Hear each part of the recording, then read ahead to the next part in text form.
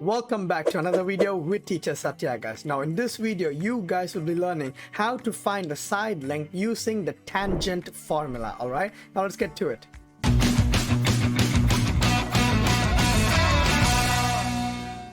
Alright, first of all guys, let's write the formula to find tan theta. Alright, so tan theta is equal to the opposite over the adjacent side. Alright, opposite over the adjacent side.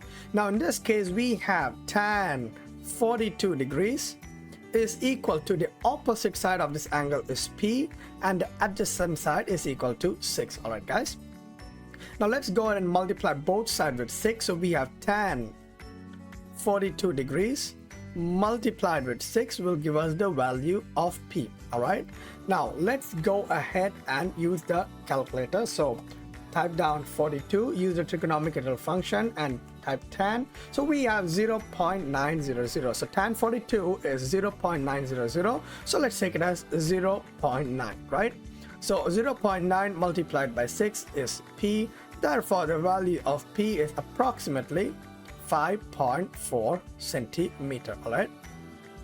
Now next question guys, it may get a bit tricky and you'll see soon why. All right, so let's first of all start off with writing the formula. So tan theta is equal to opposite over the adjacent, right?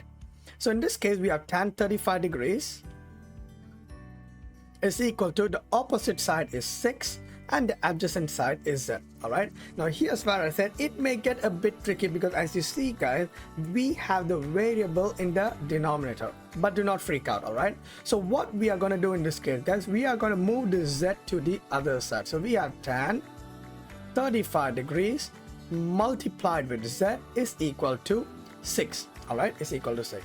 Now we are going to find the value of Z. So we'll be moving this tan 35 degrees to the other side, right? So Z is equal to 6 over tan 35 degrees. All right, it is pretty easy. Now let's find 6 over what is the value of tan 35 degrees. All right, so 35 degrees of tan will be equal to 0.7, right? Is equal to 0.7.